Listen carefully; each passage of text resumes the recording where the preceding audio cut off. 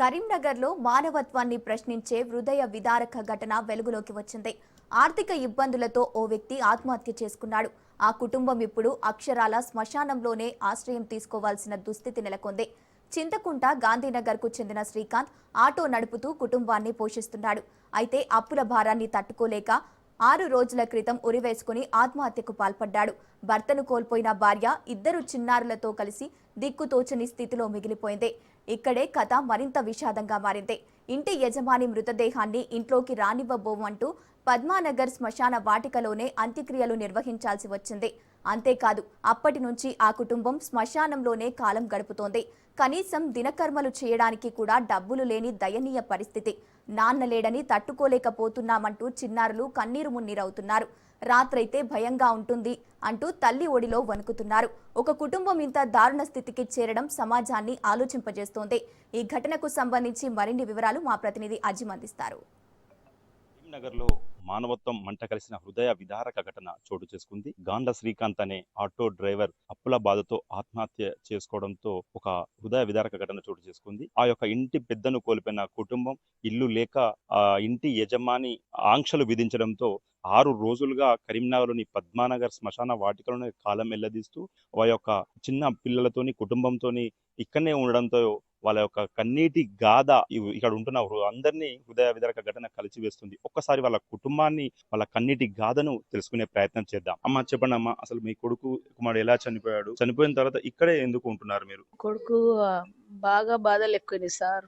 పిల్లలు ఆటో నడవక, పిల్లలకు అన్నిటికీ ఏదంటే అడగలేక చెప్పలేక వానికి బాగా 2 నెలల నుంచి బాగా టెన్షన్ పెట్టుకున్నాడు. మాకు ఎవరికి చెప్పలే, వాళ్ళ తమ్ముని చెప్పలే, వాళ్ళ భార్యకు కూడా చెప్పలే. పిల్లలను కూడా సరిత మాట్లాడించుకుంటూ కొంచెం తగ్గిండు. రోజు రోజు బాగా చూసుకుంటాడు, మస్తు ప్రేమ చూసుకుంటాడు పిల్లల్ని. అసలుంటది ఆయనకు ఏమనిపించిందో ఏమో, ఇంత పిలుచుకుంటూ కూడా కొంచెం తగ్గిపోయిండు. ఆయన ఆటో నడవక రోజు రోజు మనసుకి అయితే ఎందు బిడ్డ అది ఇది అన్నా కానీ ఇంలేదు. 2-3 గంటలు ఫోన్ చేసినా రాలే ఇంటికి.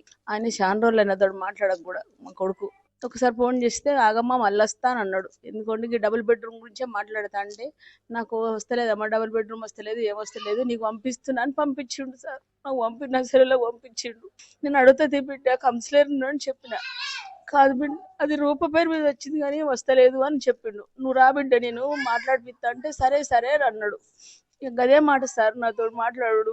ఆ రోజు తెల్లారే ఇది జరిగింది. మీ కుమారుడు చనిపోయింది కదమ్మా, దాన సంస్కరణ నిర్వహించిన తర్వాత ఇక్కడనే తలదాచుకుంటున్నారు, ఇక్కడనే 6 రోజుల నుండి ఉంటున్నారు. ఇక్కడ ఉండడానికి కారణం ఏంటమ్మా?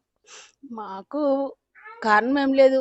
వాళ్ళు అన్నారు 12 రోజు అయిపోయినాక రండి, అందు గురించి మేము ఏమంటలేము, తర్వాత మాట్లాడదాం కానీ వాళ్ళు రాండి అని మా బాబు ఫోన్ చేసిండ్రట. సరే అని మేము వాళ్ళకి రిక్వెస్ట్ చేయలేము. మేము వస్తాము, మా కిరాయి ఇస్తామేమో అది అని వాళ్ళని ఏం అడగలేదు. కాకపోతే ఇక్కడనే ఉండిపోదామని మేము కూడా డిసైడ్ అయినాం. ఎందుకంటే వాళ్ళని పోయి ఇంటికి పోయి బాధ పెట్టుడంటే, మాకు బాబు చెప్పి రాకమన్నప్పుడు చెప్పినాడు, మనం ఏం డిస్కషన్ చేయొద్దు కదా అని కామనే ఊకున్నాం.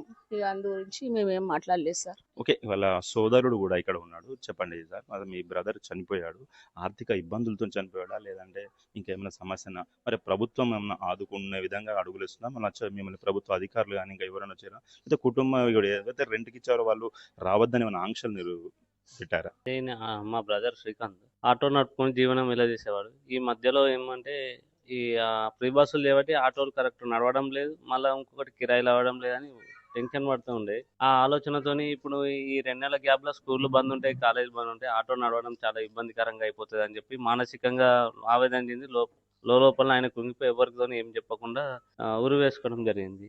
ఇలా చేసుకోవడం జరిగింది. ఈ విషయం తెలుసుకున్న ఈ పోస్ట్ మార్టం రిపోర్ట్ రాగా ఈ విషయం తెలుసుకున్న ఓనర్ వాళ్ళు ఒక 10 days 12 days వరకు ఇంటి వద్దకు మీ కార్యక్రమం అయిపోయినా ఇంటి వద్దకు రావచ్చు అని చెప్పేసి నాకు ఫోన్ ద్వారా చెప్పడం జరిగింది. ఈ కార్యక్రమం అయిపోయినాక ఇంటికి వచ్చినాక మాకు ఏం అబ్జెక్షన్ లేదని మాత్రం చెప్పారు క్లారిటీగా. అందుకని 12 days అయిపోయే వరకు ఎక్కడ తల దాచుకోవడం తెలియక మాకు అయోమయంలో మేము ఇక్కడ లయన్స్ క్లబ్ వాళ్ళది రూమ్స్ ఉంటాయి, ఇందులో ఉంటున్నాం శ్మశాన వాటి.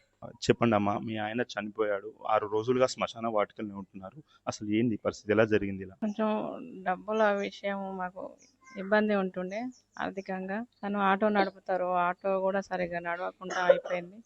లాస్ట్కు ఎక్కడికి అంటే ఇంట్లో తినడానికి ఇబ్బంది, పిల్లల ఫీజులు, కిరాయి కట్టడం. అద్దె ఇంట్లో ఉన్నాం కాబట్టి కిరాయి కట్టే పొజిషన్ కూడా లేకుంటుండే. ఇక తాను బాగా ఇబ్బంది మనసులో పెట్టేసుకొని ఆ రోజు నైట్ కొంచెం మందు తాగి సూసైడ్ చేసుకున్నారు. ఇక పిల్లల ఫీజులు అట్లనే ఉండిపోయినాయి. 2-3 సంవత్సరాల నుంచి డ్యూ ఉన్నాయి. అవి ఆలోచించారు, కిరాయిలు ఆలోచించారు. ఈ ఆటో నడవట్లేదని కూడా కొన్నిసార్లు నాకు చెప్పిండ్రు. ఈ ఇంట్లో ఉన్న వాటితోనే ఇలా తీసుకుంటా పిల్లల్ని అట్లా మంచిగా చదివిద్దామని ప్రైవేట్ స్కూల్లో ఫీజులు కట్టలేని పరిస్థితిలో కూడా ఉండిపోయినాం మేము. ఇవన్నీ తను దృష్టిలో పెట్టుకున్నారు. ఎన్ని సంవత్సరాల నుండి ఆటో నడిపిస్తున్నారు? 7-8 సంవత్సరాలు అవుతుంది అనుకుంటా. ఆటో నడిపితేనే మీకు పొట్ట తను ఆటో నడిపితేనే మాకు తిండి, అందులోనే కిరాయిలు, అందులోనే ఫీజులు కట్టుడు. ముఖ్యంగా అయితే మీకు ఆటో నడవక ఆర్థిక ఇబ్బందులతోనే ఆత్మహత్య చేసుకున్నారు. అవునండి, డబ్బుల విషయం ఇబ్బంది ఉండే ఇవన్నీ ఆలోచించుకున్నట్టున్నారు. ఈ సందర్భంగా మీరు ప్రభుత్వాన్ని ఏం కోరుతున్నారు? ప్రభుత్వాన్ని అంటే సార్, నా పిల్లలు ఇప్పుడు ఇంత చిన్నప్పటి నుంచే కష్టపడడం అయిపోతుంది వాళ్ళకి తండ్రి లేని లోటు నేను ఉన్నా కూడా తీర్చలేని పరిస్థితి.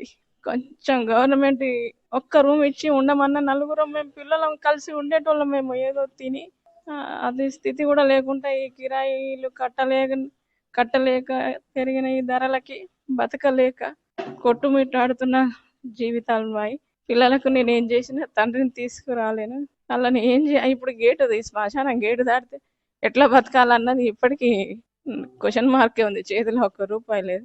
కిరాయి కూడా వాళ్ళకు ఇవ్వలే. ఒక 2-3 నెలలు కిరాయి అది డ్యూ ఉండిపోయింది. పిల్లల ఫీజులు 2-3 సంవత్సరాలు అయ్యి ఉండిపోయినాయి. బయటికి వెళ్ళినాక మళ్ళీ నా పిల్లల్ని చూసి నేను ఏం పెట్టి వాళ్ళను పెంచాలి, ఎట్లా ధైర్యం చెప్పాలి అని అది నా మనసులోనే ఉండిపోతుంది. ఇంకా ఎంతకన్నా ఏం చెప్పలేని పరిస్థితి నాది.